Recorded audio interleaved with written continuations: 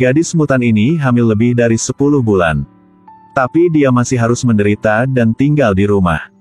Tidak berani pergi ke rumah sakit untuk menunggu. Karena bayi di perutnya kemungkinan besar juga bayi mutan. Dengan sangat cepat para dokter membebaskan saudara yang ditawan. Lalu beritahu dia kabar baiknya. Melihat pacar saudaranya yang mutan sedang hamil.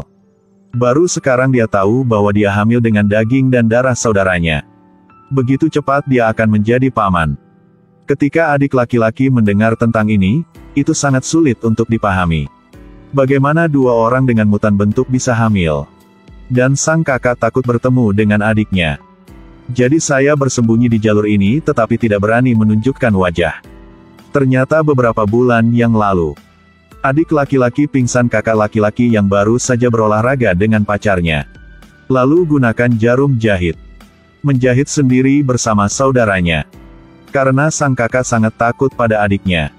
Untuk saudara yang harus buru-buru meminta maaf kepada saudaranya. Namun, saudara itu tidak menerima permintaan maaf ini. Pada saat inilah perut pacar bergerak sangat kuat. Dia siap melahirkan. Agar dia melahirkan dengan lancar, dokter mengirim truk monster. Bersiap untuk pergi ke rumah pamannya yang sudah pensiun untuk merawat bayinya. Dokter untuk mengurus konvoi ini. Tapi percayakan tugas mengemudi ke monster yang cacat.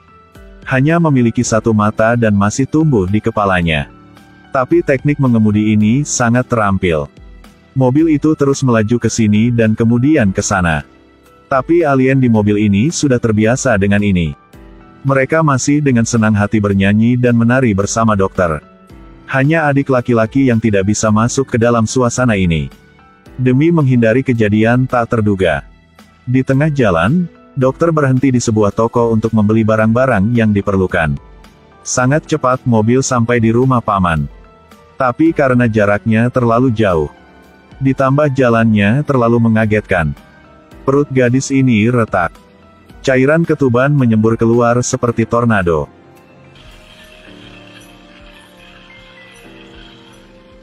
Orang-orang yang berdiri di sampingku ketakutan. Dalam menghadapi kunjungan alien ini, paman tidak terkejut. Sebaliknya, sapa mereka dengan antusias. Lalu mereka bergegas memberikan gadis itu ke ruang operasi pamannya. Dan dia juga menyiapkan instrumen bedah.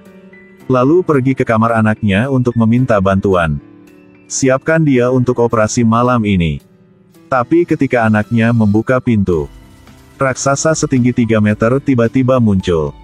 Penampilannya yang besar membuat orang-orang cacat ini kembali ketakutan.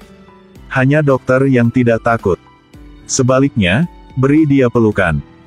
Ternyata anak paman ini juga alien. Dokter telah merawatnya sejak dia masih muda, jadi dia memperlakukannya seperti putranya sendiri. Dia juga menganggap dokter sebagai ibunya. Masih di ruang bersalin sekarang. Orang cacat sedang bersiap untuk operasi. Untuk menyaksikan momen yang luar biasa ini, kakak laki-laki juga datang dan berdiri di samping untuk menonton. Sangat cepat paman mengenakan pakaian bedahnya. Tapi saat dia mengeluarkan jarum anestesi, kakak laki-laki itu segera mengingat adegan horor di ruang operasi di masa lalu. Ternyata dia dan saudaranya telah hidup dalam tubuh yang sama sejak lahir. Ayah yang membawa mereka ke ruang operasi untuk melakukan operasi untuk memisahkan mereka. Itu sebabnya saya memiliki saudara laki-laki yang tampan dan adik laki-laki yang normal. Ingat hal ini. Dia langsung kehilangan kesabaran. Gila melompat ke dokter. Apalagi, menempel padanya dan tidak melepaskan. Dan kemudian mencoba menggigit dokter. Di saat bahaya, wanita di sebelahnya menyuntiknya dengan obat bius. Lalu mendorongnya kembali ke jalur lain. Namun, dokter sekarang terluka parah. Takut dia tidak akan bisa melakukan operasi pada gadis itu. Dokter menoleh untuk melihat gadis lemah terbaring di kamar rumah sakit. Ternyata dia tidak bisa menunggu. Dokter hanya bisa melakukannya sendiri. Berkolaborasi dengan anak bodoh dokter. Operasi yang menghancurkan bumi begitu saja dimulai. Di ruang operasi seorang wanita berbaring di tempat tidur akan melahirkan. Setelah menggorok perut, dokter segera meraih lengan bayi itu dan menariknya keluar. Dengan tangisan bayi. Bayi yang sangat lucu telah lahir. Namun, yang mengejutkan semua orang adalah dia melahirkan beberapa bayi sekaligus. Dan anak dokter ada di sebelahnya, bersemangat dan berteriak keras. Setelah menyaksikan pemandangan ini, dalam sejarah kedokteran, dokter melihat kehidupan kecil di hatinya. Bersenang-senang berbicara dengan diri sendiri. Lalu mereka menarik saudara itu keluar. Biarkan dia melihat anak-anaknya dengan matanya sendiri. Kakak laki-laki melihat 12 anak di depannya. Saya sangat bersemangat di dalam, saya tidak bisa tetap tenang. Bagaimana saya bisa membesarkannya seperti ini? Karena untuk mengucapkan selamat kepada saudara saya karena memiliki 12 anak. Monster-monster ini mengadakan pesta ucapan selamat. Pestanya sangat meriah. Keluarga cacat kekurangan satu orang. Ada satu monster yang sangat gelisah. Pukul saya langsung di kepala dengan sebotol anggur. Dan kakak laki-laki lebih bahagia dari siapapun. 20 mangkuk mie sekaligus. Melihat semua orang begitu bahagia, dokter marah.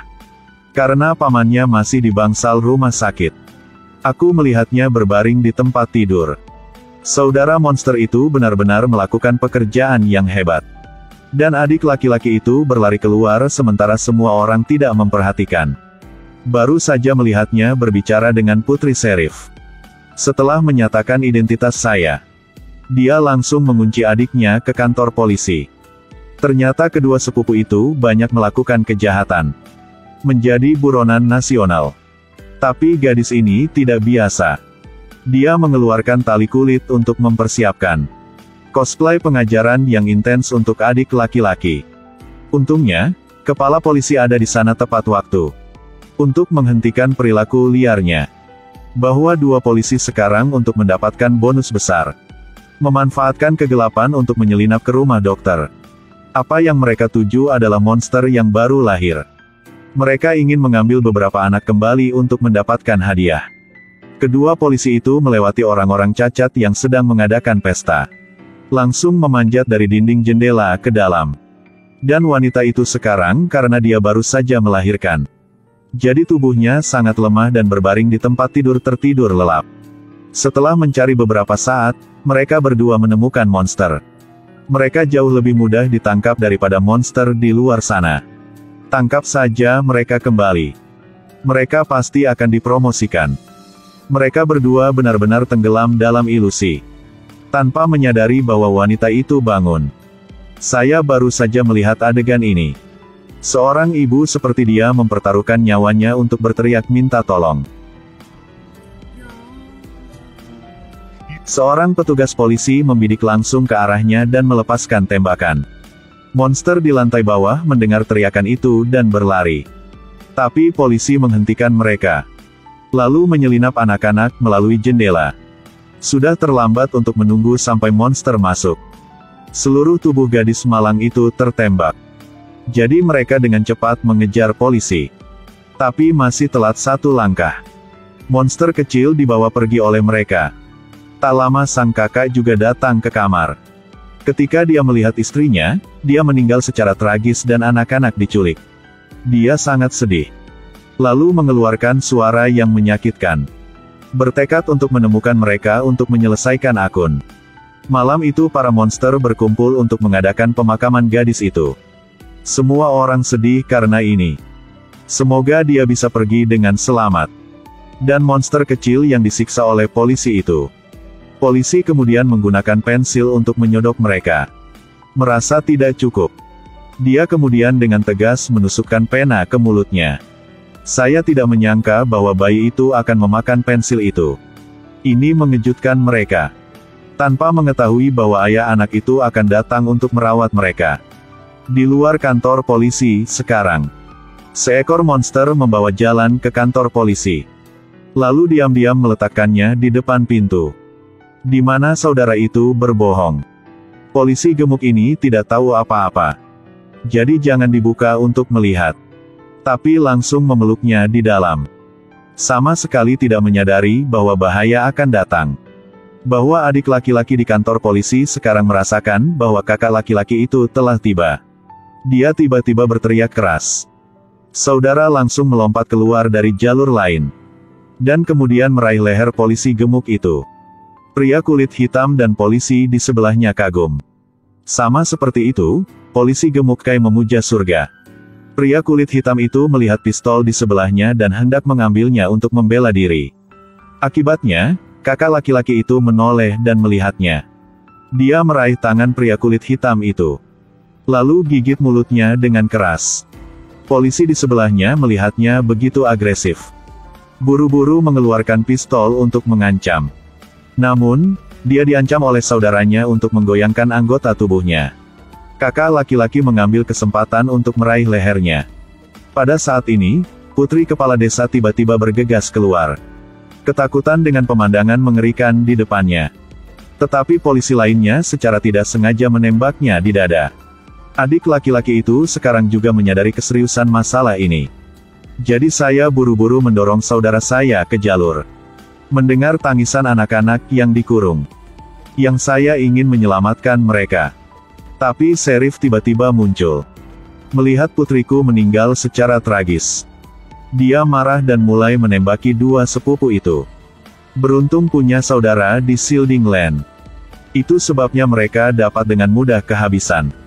Tetapi saudara terakhir karena lukanya sangat parah sehingga dia sekarat menunggu untuk mati. Untuk menyelamatkan saudaraku. Adik laki-laki pergi ke putra dokter. Di bawah bantuannya. Saudara hanya bisa disembuhkan olehnya.